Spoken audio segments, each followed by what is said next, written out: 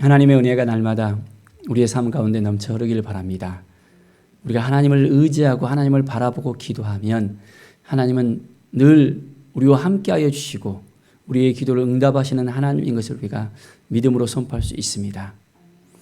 오늘 말씀은 누가복음 18장에서 21장까지 말씀입니다. 18장의 말씀을 보면 과거에 대한 이야기가 나오고 있습니다. 18장 1절에 보면 그들에게 항상 기도하고 낙심하지 말아야 할 것을 비유로 말씀하시면서 과부에 대해서 이야기하는데요. 내 원수에 대해서 원한을 풀어주소서 하면서 재판장을 찾아갑니다. 재판장이 쉽게 그 원한을 풀어줍니까? 아니잖아요. 그 과부가 어떻게 했습니까? 계속해서 번거롭게 했습니다. 이 재판장이 아주 힘들어할 정도로 찾아가서 이제는 원한을 풀어달라고 이렇게 했던 것을 볼 수 있습니다. 이 재판장이 말하기를 내가 하나님을 두려워하지 않고 사람을 무시하나 이 과부가 나를 번거롭게 하니 내가 그 원한을 풀어주리라. 그렇지 않으면 늘 와서 나를 괴롭게 하리라 라고 이야기합니다. 뭐라고 합니까?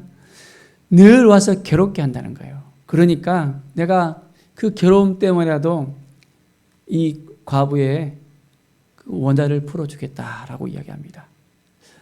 이 말씀이 어떤 의미가 있을까요?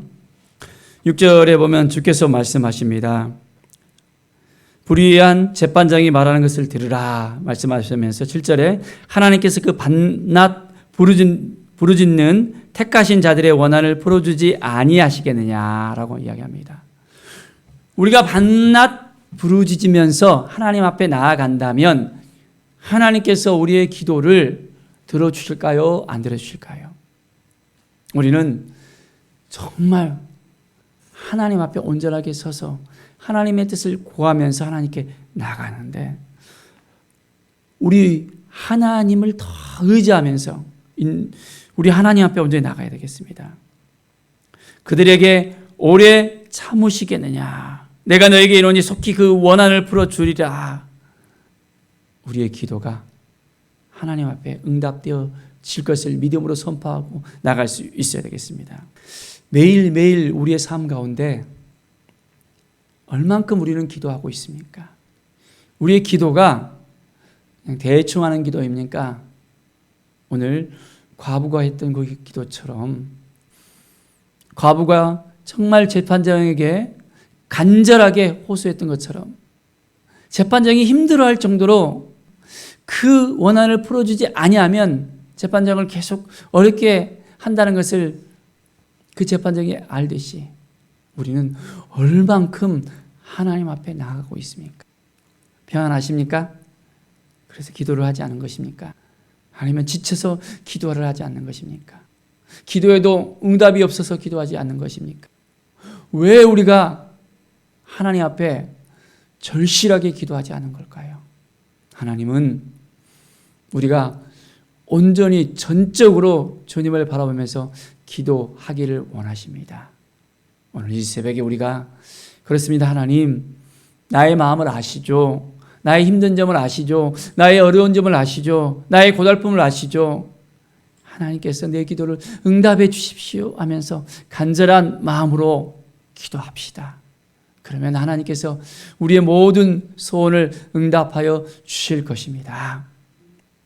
18장에 보면 바리새인과 세리의 기도가 나오고 있습니다.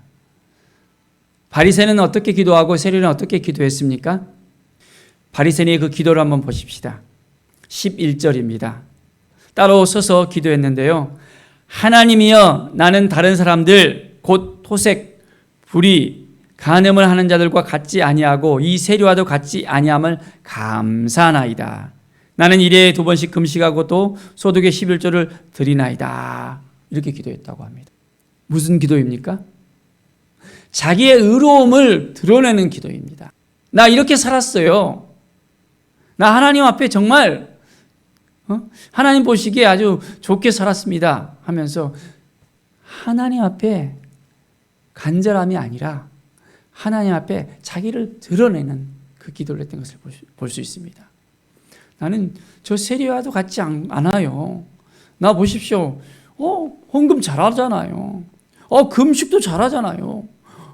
뭐가 문제입니까? 아무런 문제가 없습니다 하면서 이 바리새인은 자기의 모든 것을 의롭다 말하면서 아주 율법을 잘 지킨다 말하면서 기도하는 이 모습을 보십시오. 그런데 세리의 기도는 어떻습니까?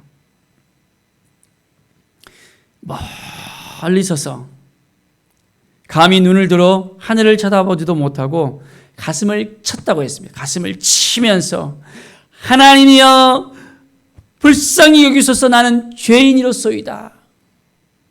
성전에서 기도하는 이 두 사람의 차이점이 무엇입니까?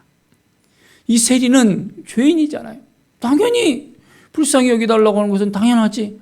그렇게 말할 수 있습니까? 우리 주님은 어떻게 생각하셨을까요? 어떻게 말씀하고 계십니까?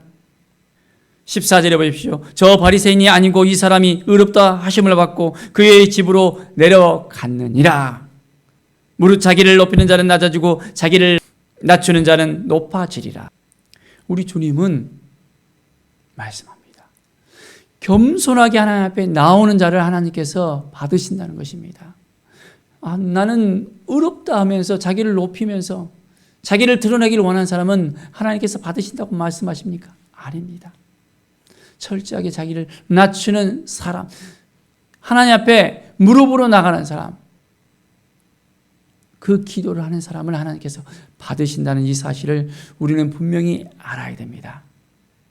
매일매일 우리의 삶 가운데서 주님을 바라보면서 주님을 의지하면서 겸손하게 하나님 앞에 나가는 우리 모두가 되기를 바랍니다. 이 새벽에 우리가 더욱더 겸손해집시다. 더욱더 하나님 앞에 나의 모든 것을 내려놓읍시다. 하나님은 우리를 불쌍히 여기실 것입니다. 우리의 안타까움을 다 아시는 분이십니다. 우리의 힘든 점을 다 아시는 분이십니다. 나를 불쌍히 여기소서 기도할 때 하나님께서 우리의 마음을 녹이시고 우리의 삶을 붙들어 주시고 우리를 인도해 주시고 우리를 이끌어 주십니다. 그 하나님은 우리 아버지이십니다. 그 아버지 하나님을 믿습니까? 그 아버지 하나님 앞에 온전하게 나아가십시다. 오늘도 우리를 만나주신 그 하나님 앞에 나아가십시다. 38절을 보십시오. 명인이 예수님을 찾아왔습니다. 다윗의 자손이여 나를 불쌍히 여기소서라고 이야기합니다. 나를 불쌍히 여기소서. 그런데 다른 사람들이 뭐라고 이야기합니까? 막 꾸짖었습니다. 꾸짖었어. 야 잠잠해. 무슨 소리를 지르니? 하면서 막 그 사람을 제지를 했습니다. 더 간절하게 나를 불쌍히 여기소서라고 간절한 마음으로 주님 앞에 나옵니다. 주님께서 간절하게 나올 때 그냥 보내십니까? 아니면 어떻게 그 맹인을 맞이합니까? 가까이 오니까 물어봤습니다. 내가 무엇을 원하느냐? 내가 무엇을 원하느냐? 주님께서는 그 마음을 이제는 풀어주십니다. 그 마음의 소원을 이제는 입술로 고백하게 합니다. 그리고 그것을 응답해 주시려고 준비하십니다. 내가 무엇을 하기를 원하느냐? 이 맹인은 뭐라고 합니까? 내가 보기를 원하나이다 라고 이야기합니다. 내가 보기를 원하나이다. 사랑하는 여러분, 주님께서 우리에게 물어보실 때 우리는 뭐라고 주님 앞에 나아가서 간절한 마음으로 기도할 수 있겠습니까? 나를 불쌍히 여기소서. 우리 가정에 이러한 어려움이 있습니다. 나를 불쌍히 여기소서. 우리 가정의 모든 문제들 이제는 회복시켜 주십시오. 어떤 분들은 사업의 문제 때문에 하나님 앞에 나갈 수 있을 것입니다. 나를 불쌍히 여기소서. 이 코로나 때문에 많이 힘들고 어렵습니다. 주님 좀 도와주셔야 되겠습니다. 나의 어려움을, 나의 힘든 점을, 나의 고달픔을 도와주십시오. 간절하게 주님 앞에 나아가면 주님께서 우리에게도 동일하게 물으실 것입니다. 내가 무엇 하기를 원하느냐? 그때 우리는 주님 앞에 우리의 모든 것을 다 아뢰십시오. 기도가 안 나옵니까? 그러면 이 맹인과 같이 기도해도 좋습니다. 주님, 나를 불쌍히 여기소서라고만 기도해도 좋습니다. 한 2000년 동안 했던 기도의 그런 내용이 있는데요. 수도사들이 기도했던 내용입니다. 예수의 기도라고 하는데, 하나님의 아들 우리 주 예수 그리스도시여 나를 불쌍히 여기소서, 이 기도를 계속해서 한다고 합니다. 하나님의 아들 주 예수 그리스도시여 나를 불쌍히 여기소서, 이 기도만 계속해서 하더라도 정말 이 기도가 주님 앞에 응답되어지면 먼저 내 마음이 녹아지고 이제는 그 기도를 통해서 눈물이 나오는 거예요. 눈물이. 나를 불쌍히 여기소서. 저도 이 기도를 했을 때 내 마음이 정말 주님 앞에 온전히 나아갔을 때 주님께서 눈물을 주시고, 이제는 주님께서 내가 무엇을 하기를 원하느냐, 주님 앞에 간절하게 기도했을 때 주님께서 나의 기도를 응답하여 주시고 내 마음을 회복시키시는 것을 또한 느낄 수 있었습니다. 사랑하는 여러분, 하나님의 아들 주 예수 그리스도시여 나를 불쌍히 여기소서라고 우리도 간절하게 주님 앞에 나갑시다. 그럼 분명하게 우리의 모든 소원을 들으시는 우리 주님께서, 우리 하나님께서, 아버지께서 우리를 이끌어 주시고 인도해 주시고 회복시켜 주실 것을 믿습니다. 이 믿음을 가지고 나갈 때 오늘 이 새벽이 더욱더 뜨거운 믿음의 새벽이 될 것을 바라봅니다. 19장 46절에 보면 내 집은 만민이 기도하는 집이라고 말씀하고 있습니다. 내 집은 무슨 하는 집이라고요? 만민이 기도하는 집이래요. 만민이 기도하는 집. 이 성전에 와서 우리가 기도해야 됩니다. 어디에서 기도해야 된다고요? 성전에 나와서. 주님이 거하시는 곳에, 주님께서 역사하시는 곳에, 주님께서 말씀하시는 곳에 우리가 나와서 함께 기도할 수 있어야 됩니다. 내 집은 만민이 기도하는 집이라. 여러분, 기도의 집을 만드십시오. 주님의 성전에 나와서 우리가 새벽부터 나와서 기도하고 또한 밤에 나와서 기도하고, 어떤 분은 철야를 하면서 기도하는 분이 있잖아요. 간절한 마음으로 주님 앞에 나오십시오.